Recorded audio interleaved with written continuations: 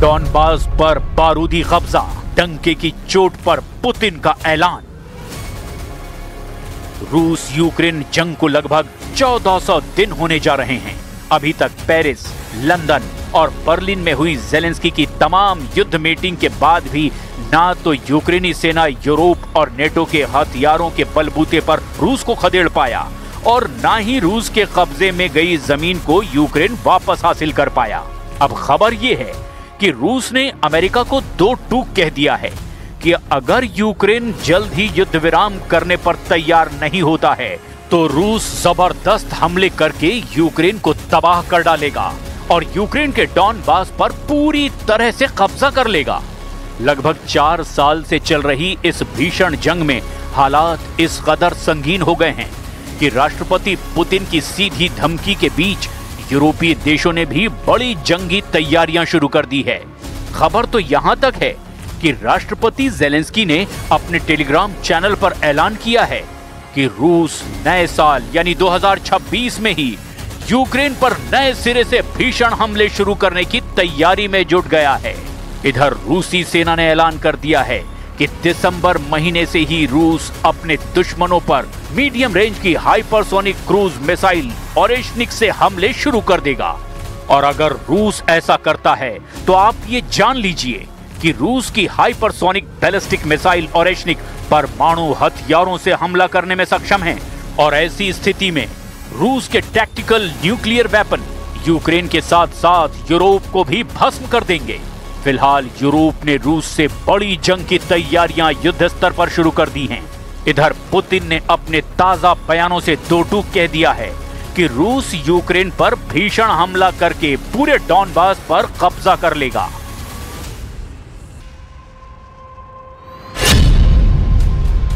Zelensky की NATO को चेतावनी, 2026 में रूस का बड़ा हमला। क्या साल 2026 में भी यूक्रेन पर रूस के तूफानी हमले होते रहेंगे? ये दावा खुद ज़ेलेंस्की ऐसे वक्त में कर रहे हैं जब अमेरिका रूस यूक्रेन जंग को रुकवाने के लिए एड़ी चोटी का जोर लगा रहा है।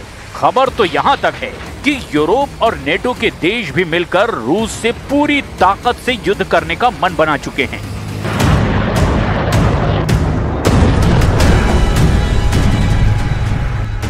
रूस भी अच्छी तरह से जान चुका है कि यूरोपीय और नेटो देश किसी भी कीमत पर युद्ध विराम नहीं होने देंगे और यही वजह है कि पुतिन ने मॉस्को में रूसी सैन्य कमांडरों के साथ हुई मीटिंग में दो टूक कह दिया कि रूसी सेना किसी भी कीमत पर यूक्रेन पर हमले कम नहीं करेगी और हमले बेहद तेज होंगे। पुतिन जो बयान यूक्रेन पर भीषण हमलों को लेकर दे रहे हैं वो हैरान करने वाले हैं। रूस के राष्ट्रपति व्लादिमीर पुतिन ने यूक्रेन युद्ध को लेकर बड़ा और कड़ा बयान दिया। उन्होंने साफ कहा कि अगर शांति वार्ता रूस की शर्तों के मुताबिक आगे नहीं बढ़ी तो रूस यूक्रेन में अपने नियंत्रण वाले इलाकों का और विस्तार करेगा। पुतिन ने ये चेतावनी वरिष्ठ सैन्य कमांडरों की वार्षिक बैठक में दी है। उन्हें संकेत दिया कि कूटनीति विफल हुई तो रूस सैन्य ताकत के दम पर अपने लक्ष्य हासिल करेगा। रूस अपनी ऐतिहासिक भूमि को सैन्य संसाधनों के जरिए मुक्त करने के लिए तैयार है। पुतिन पूर्वी यूक्रेन के डॉनबास को लेकर के बयान दे रहे थे। पूर्वी यूक्रेन का डॉनबास 53,200 वर्ग किलोमीटर का इलाका है जिसका 75% हिस्सा रूस के कब्जे में आ चुका है। डॉनबास यूक्रेन के डोनेस्क और लुहांस्क को मिलाकर बनाया गया है जिसमें डोनेस्क का 26,517 वर्ग किलोमीटर का इलाका है और लुहांस्क का 26,684 वर्ग किलोमीटर का इलाका है। पुतिन इस पूरे इलाके को जीतना चाहते हैं और उधर यूक्रेन और यूरोप किसी भी कीमत पर रूस को ये इलाका देने को तैयार नहीं है। Российская армия завоевала и прочно удерживает стратегическую инициативу на всей линии фронта. Наши войска уверенно продвигаются вперед и перемалывают противника, его группировки и резервы.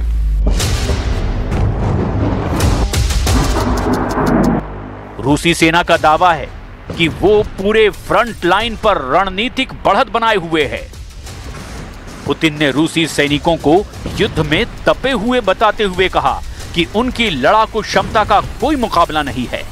दूसरी ओर यूक्रेन और उसके पश्चिमी सहयोगियों ने इन दावों को खारिज करते हुए रूस पर संप्रभुता उल्लंघन का आरोप दोहरा दिया है। दिसंबर में ओरेशनिक से हमले, खौफ में यूरोप यूक्रेन। इधर पुतिन ने रूस की बढ़ती सैन्य ताकत और परमाणु क्षमता का भी डंके की चोट पर ऐलान कर दिया है। परमाणु क्षमता से लैस ओरेशनिक बैलिस्टिक मिसाइल को दिसंबर महीने में औपचारिक रूप से सेवा में शामिल किया जाएगा। पुतिन ने दावा किया कि नवंबर 2024 में इस मिसाइल के पारंपरिक संस्करण का इस्तेमाल यूक्रेन के एक कारखाने पर हमले में किया गया था, जिसे रोका नहीं जा सका। रूस की hypersonic Oreshnik ballistic missile Europe और यूक्रेन का काल साबित हो सकती है। ओरेशनिक एक hypersonic intermediate range ballistic missile यानी IRBM है। ओरेशनिक परमाणु और पारंपरिक दोनों प्रकार के हथियार ले जाने में सक्षम है। इसकी गति मैक 10 यानी ध्वनि की गति से 10 गुना तेज है। इसकी मारक क्षमता लगभग 5,500 से लेकर 6,000 किलोमीटर तक आंकी गई है। एक ही मिसाइल अलग अलग लक्ष्यों पर एक साथ कई वॉरहेड गिरा सकती है। अपनी अत्यधिक गति और उड़ान के दौरान दिशा बदलने की क्षमता के कारण इसे वर्तमान में अधिकांश एयर डिफेंस सिस्टम के द्वारा रोकना लगभग असंभव माना जाता है। रूस ने पहली बार इस मिसाइल का उपयोग 21 दिसंबर 2024 को यूक्रेन के डोनिप्रो शहर के खिलाफ एक हमले में किया था। अब यही मिसाइल बड़े पैमाने पर यूक्रेन से लेकर यूरोप तक दिसंबर 2025 से ही तबाही मचाना शुरू कर देगी। Состав военно-морского флота пополнили новые подводные лодки, включая стратегический ракетоносец «Князь Пожарский», а также 19 надводных кораблей и судов. Прошли успешные испытания стратегической крылатой ракеты неограниченной дальности «Буревестник» и безэкипажного подводного аппарата «Посейдон». 100% डॉनबास जीतेंगे पुतिन। 90 दिन से तूफानी हमले। अगर देखा जाए तो 4 साल की रूस यूक्रेन जंग में पूर्वी यूक्रेन पर सबसे ज्यादा हमले रूसी सेना कर रही है। खास तौर से डॉनबास प्रांत पर, जो पूर्वी यूक्रेन का एक बहुत बड़ा इलाका है। डोनेस्क और लुहांस्क दोनों इलाकों को मिलाकर जो इलाका बनता है वही डॉनबास कहलाता है। और इसी डॉनबास पर पुतिन की नजरें गड़ चुकी है, जो लगातार डोनेस्क और लुहांस्क में हमले कर रहे हैं। रूसी सेना के कमांडरों को सख्त आदेश है कि वो सबसे पहले डॉनबास के पूरे इलाके पर कब्जा करें, ताकि यूक्रेन, नेटो और यूरोप पर युद्ध विराम का जबरदस्त दबाव बनाया जा सके।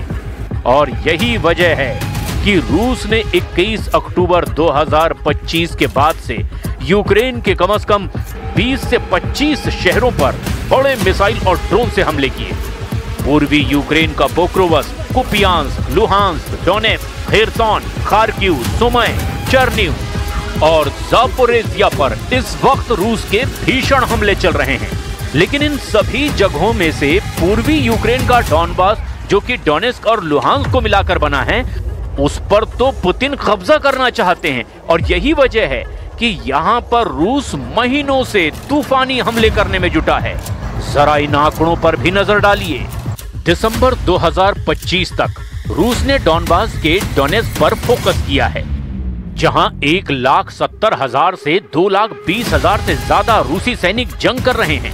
रूस के मुख्य हमले दक्षिण पूर्वी मोर्चे पर हो रहे हैं, जहां रूस धीरे धीरे आगे बढ़ता जा रहा है। वहां पर रूसी सेना यूक्रेनी सेना पर हर दिन औसतन 40 से ज्यादा हमले कर रही है, जिनमें ड्रोन, ग्लाइड बम और तोपखाने भी शामिल हैं।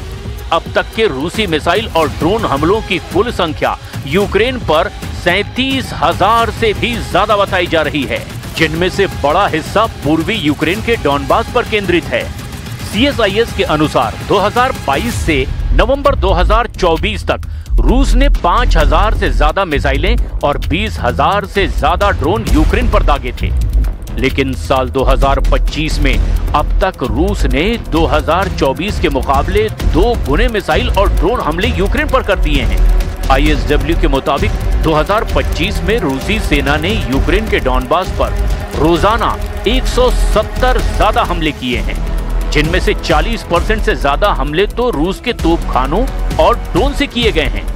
जनवरी 2024 से दिसंबर 2025 तक रूस ने 5,828 से ज्यादा ड्रोन, 27 से ज्यादा बैलिस्टिक मिसाइलें और 115 से ज्यादा क्रूज मिसाइलें दागी है। रूस के कुल हमलों में से डॉनबास पर ही 60 से 70% हमले किए गए हैं, यानी अकेले डॉनबास पर ही रूसी सेना 4,000 से ज्यादा घातक हमले कर चुकी है। Важчих моментів нашої історії. Зараз тиск на Україну один з найважчих. Зараз Україна може опинитися перед дуже складним вибором. Або втрата гідності, або ризик втрати ключового партнера. Або складні 28 пунктів, або вкрай важка зима. Найважча та подальший ризик. ऐसे हालात में देखना होगा यूक्रेन और यूरोप रूसी हमलों से निपटने के लिए आखिर क्या करते हैं।